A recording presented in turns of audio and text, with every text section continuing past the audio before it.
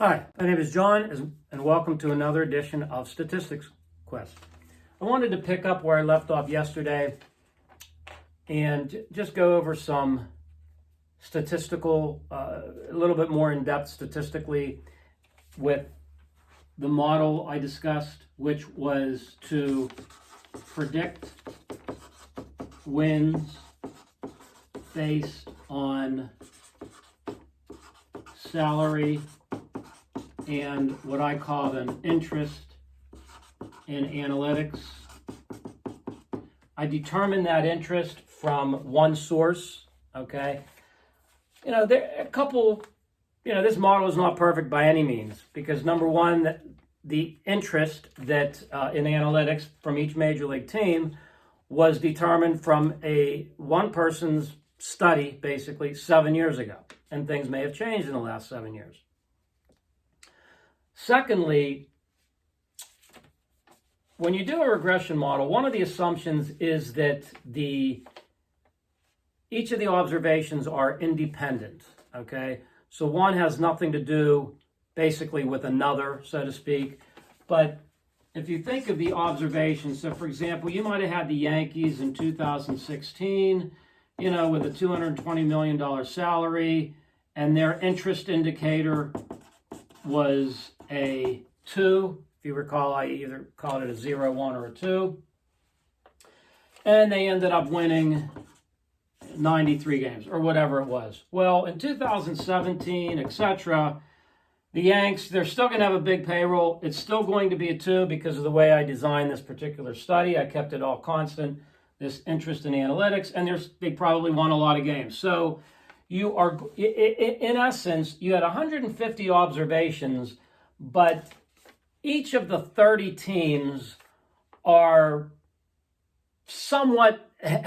observations that are somewhat dependent on another observation. So it's almost, this is an exaggeration, but it's kind of like having 30 observations multiplied 5 times to create a bigger data set, if that makes sense. So, again, not a perfect model, but I think it's pretty decent. Now, one of the things that is discussed in modeling is R squared, okay? R squared is the proportion of variability of Y value explained by X value. So what does that mean in simple everyday language, right?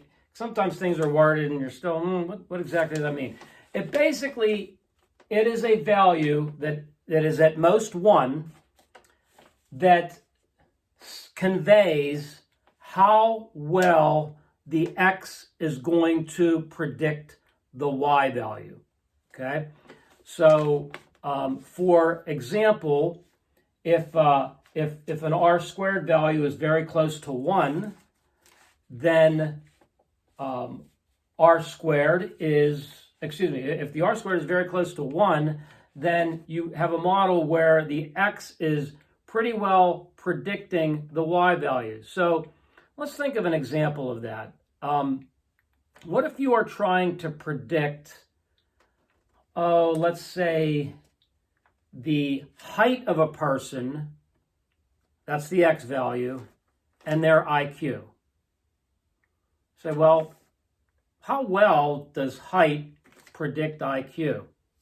Probably not at all, okay? So the R squared is not going to be high. But say, well, what about height and weight? How well does height, again the X value, predict weight, the Y value? Oh, it predicts it reasonably well, right? So the R squared would be higher in that case, because in general, the taller you are, the more you weigh. So in this case, the R squared would be a little bit higher because the variability of the Y value, right? How's Y vary? It's going to be a little better explained by X, right? So if you're 300 pounds, you're probably not 4'10", okay? So, and vice versa. If you're 4'10", you're probably not going to be 300 pounds, okay? Because the X value, height, is going to reasonably explain the Y value. So again, but to cut to the chase, the closer R squared is to 1, the better X predicts Y. I ran 2 different models, and I mentioned this yesterday, but I'll go over it again, where I just looked at the interest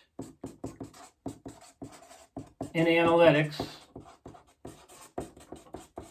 and it was 0.42, and I just looked at salary, and it was 0.34. So at least by this method, it suggested that a team's interest in analytics better predicts wins than salary predicts wins. A lot of you may take issue with that, and again, there's, it's not a perfect science, but I think it still says a lot.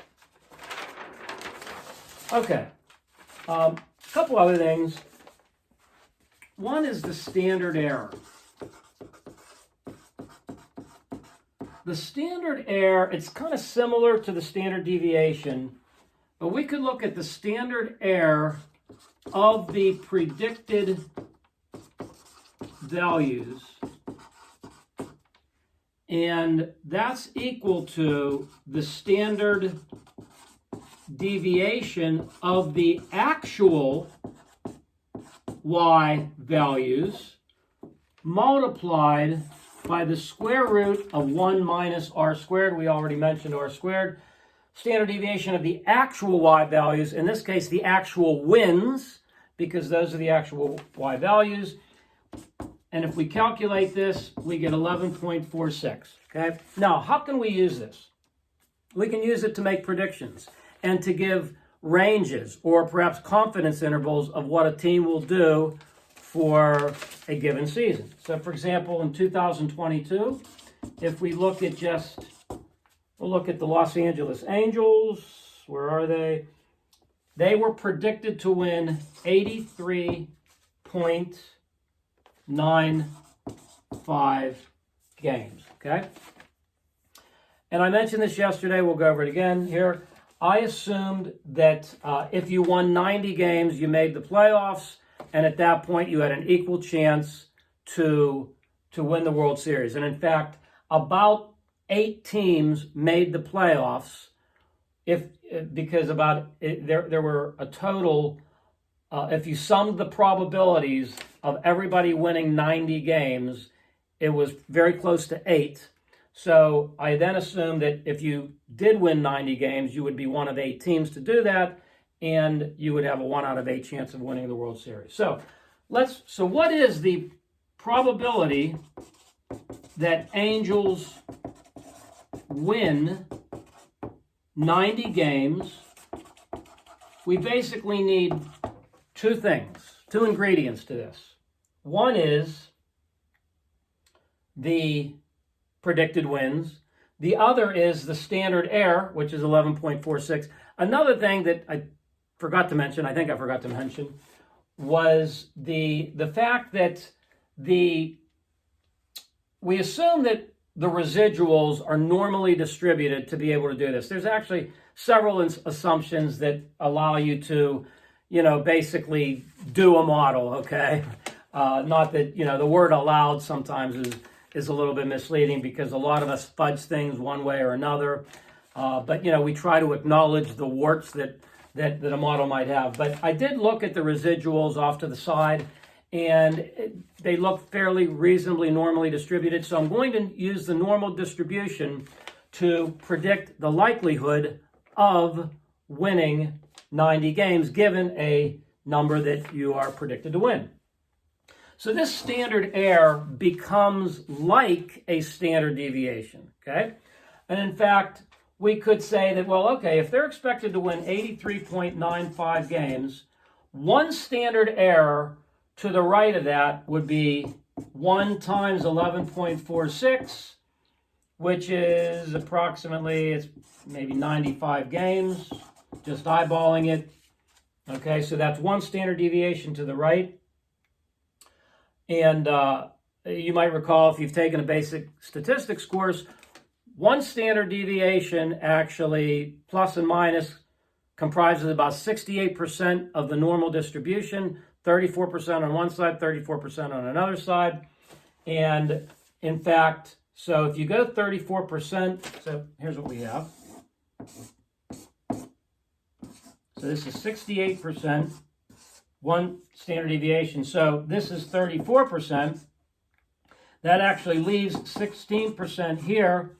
And basically, we would say in this case, the Angels have about a 16% chance of reaching this point, which is 95 games. But anyway, I overshot the 90 wins needed.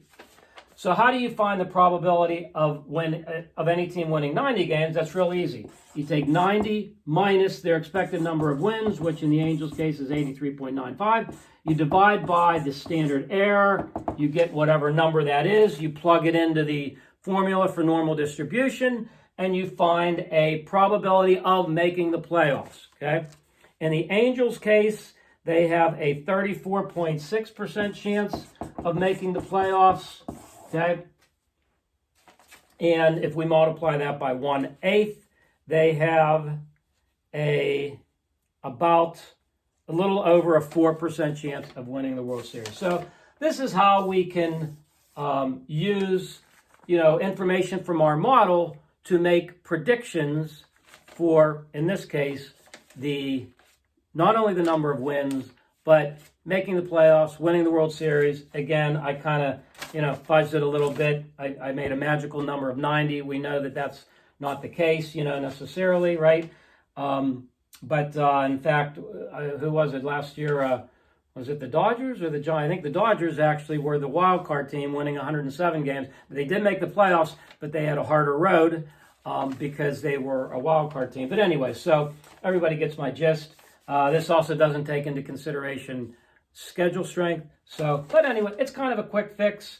I mentioned yesterday, I'll mention again, the team with the best chance of winning the World Series, according to this model, is, and it shouldn't be a big surprise to you, it is the New York Yankees. Actually, they have a projected wins of 95. Why is it not a big surprise? They always have the first, second, or third biggest payroll in baseball, and they actually are a little more analytically driven than you might have expected, at least, again, according to that one source. So, and by the way, the least likely to win the World Series, the Baltimore Orioles, which they're expected to win 65 games, and so they're quite a few standard deviations away from winning 90 games, and a very low probability. My model had it at 0.2%, which is a little bit less than 1 in 400, actually. So anyway, that's about the gist of what I wanted to cover today, a little bit more statistically driven for those of you who were so inclined to learn about a few of those things. If you have any questions, sorry, I see that I've gone over 13 minutes. I wanted to hold it to 10 minutes, but I want to do at least my due diligence on explaining a few things. So if there's anything I didn't cover or any comments you want to make, feel free to make them in the comments section. Don't forget to hit like, and if you haven't subscribed, I would much appreciate if you did, and we'll see you next time on Statistics School. Thank you.